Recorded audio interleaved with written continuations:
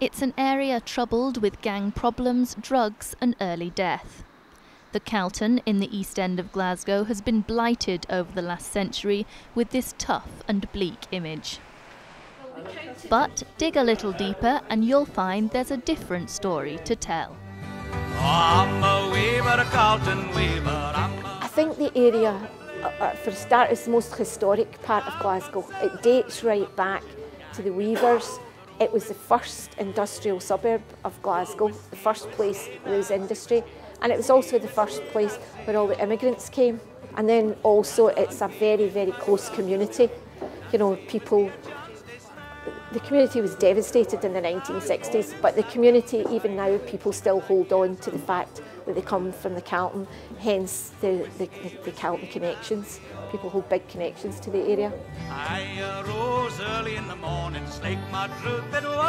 As she listened to her auntie chatter about the past, Patricia realised her family, like most, had lots of secrets buried in the closet.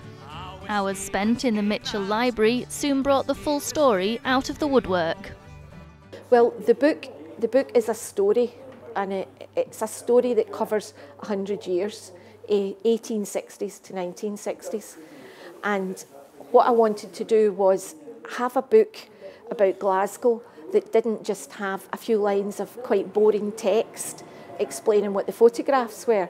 So it's a photography book that's got what I think is a really good story of the history of my family and how that connects to the history of the East End of Glasgow, specifically the Calton. Every family has scandal. As soon as you start to research your history, you find all the things, the skeletons coming out of the cupboard, and we have illegitimacy, bigamy, you know, we have mystery with an uncle that went to Canada and ended up working for the Canadian Embassy.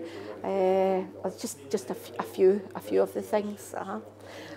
And also my grandfather was probably the only working man in 1919 to get a divorce. Someone from this area would, you know, and this part of the story, why that happens. Just after she was born, Patricia's parents moved the family out of the Calton to East Kilbride. They were part of a mass exodus out of the city. As the slums were cleared, suburbia was born. And standing by with his camera, Uncle James got it all.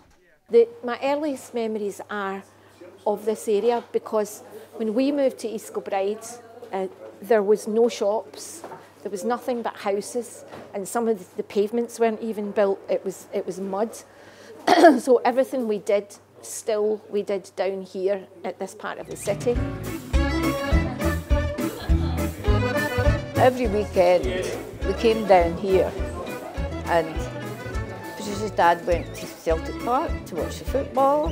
He never wore a Celtic scarf. He wouldn't dream of wearing colours, but he went every Saturday afternoon to Celtic Park. Then he brought the children with him, and sometimes I came, sometimes I didn't. And they stayed at Gran's and had dinner at Gran's. And if I came, we went into the city afterwards. I would go shopping, and then maybe we would go in and go to theatre, and go to a cinema in the city. We did go shopping because there was only a small village in East Kilbride with these new houses attached from 1947. Patricia doesn't know who some of the characters are, but many of the shots are of the family. My favourite photograph is the photograph in Green Street with we called it the Doctor Who box, which was outside my grand's house, and it's an amazing photograph. We lived in Rutherglen, and they lived in this 1930s, I think, they were built, the house. So they had 2 bedrooms and a bathroom, a living room, a kitchen, and they had 2 bedrooms. But they still had lots of the old-fashioned furniture. And there's even a picture in the book showing the mantelpiece with all the brasses on it. If you remember the area up until, say, 1968, the way it looks now is completely different. You know, there are some parts that are the same. The Barras more or less looks the same, Barrowlands Ballroom, but there's lots of areas that are quite hard to recognise. Flicking through the pages of the book takes Patricia's mum back. That was Uncle Mickey's fiddle that he was playing.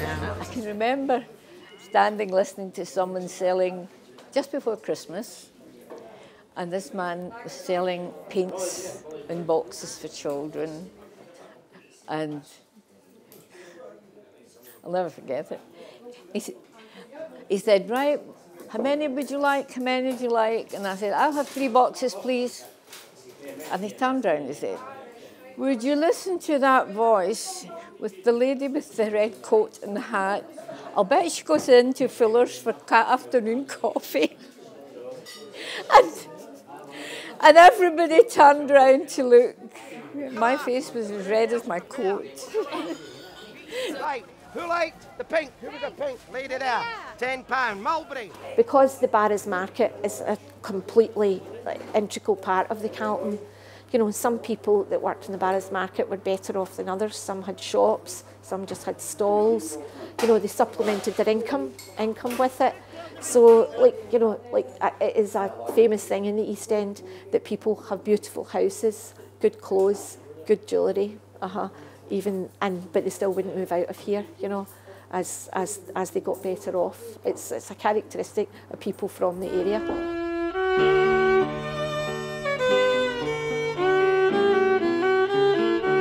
Glasgow Green is like a well-used space historically for the people of this area to use.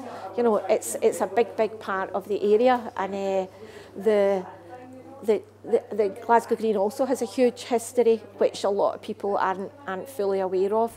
And there was rows and rows and rows of all these poles of washing all around the green. And there's photographs of Patricia with the washing poles behind her that her uncle took. That would be the place where people would go for recreation. You know, I mean, right back to 1860s, the Glasgow Fair is named because there used to be a fair, and fairground people would go there all the time, and that became our holiday, and that was in Glasgow Green. Also, Glasgow Green was Speaker's Corner, and you know, there would be people actually on the green that were there to help people that couldn't read and write if they had things to do. Glasgow's always had a sense of community. If anything happened to someone in a tenement, everybody pitched in, everybody offered help, and everybody was sympathetic when things happened. Glasgow people have a great sense of community, as well as they have a great sense of humour. Someone said they had the best sense of humour, the same as Liverpool. And it's something to do with the Irish input, this sense of humour. The quiet man behind the lens died in 1994, but thanks to his niece, the moments he captured 6 decades ago have been brought back to life. I thought I knew everything in the book, but Patricia's found quite a lot more than even I knew. And I didn't get to read it till now, and I was really interested. And I sat till midnight reading the book for 2 hours. and I really enjoyed it. I really enjoyed it. I thought it was well put together.